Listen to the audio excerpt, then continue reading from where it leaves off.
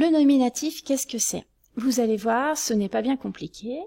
Nous allons apprendre à savoir quand est-ce qu'on peut l'utiliser et comment le former.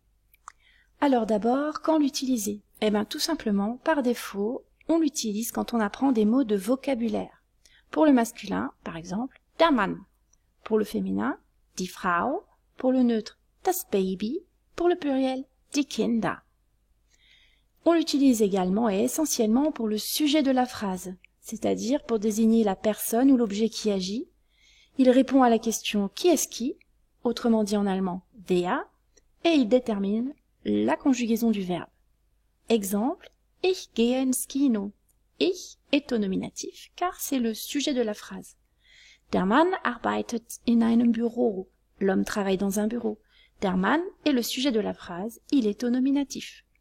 Ein junger Hund sitzt im Wohnzimmer. Un jeune chien est dans le salon. Ein junger Hund est au nominatif car c'est le sujet de la phrase. On utilise également le nominatif avec 3 verbes. Le verbe sein, être, werden, devenir, bleiben, rester. Exemple, du bist ein eleganter Mann. Du est au nominatif car c'est le sujet, mais ein eleganter Mann est également au nominatif. Das Mädchen bleibt eine disziplinierte Schülerin. Das Mädchen est au nominatif car c'est le sujet, mais eine disziplinierte Schülerin est également au nominatif. En fait, on se rend compte que dans les 2 exemples que j'ai donnés, avec sein, avec bleiben, mais ce sera la même chose avec werden, que le sujet désigne en fait la même personne que ein eleganter Mann pour le premier exemple ou que eine disziplinierte Schülerin pour le deuxième exemple. C'est donc pourquoi, avec ces 3 verbes, on utilise toujours le nominatif pour le sujet, mais également pour le complément qui l'accompagne, quand il désigne la même personne. Comment est-ce qu'on fait pour former maintenant le nominatif? Eh bien, nous avons par exemple le choix d'utiliser des pronoms personnels, comme ils sont au sujet, ils sont au nominatif. Ich, du, mais pour le masculin er, féminin sie, neutre es. Ce sont les pronoms personnels du singulier, et au pluriel nous avons wir, ihr, sie, et pour la formule de politesse, ou aussi appelée de vouvoiement, sie. Exemple, du spielst, du est le sujet, donc au nominatif. Wir trinken Kaffee, wir est au nominatif car il est également le sujet.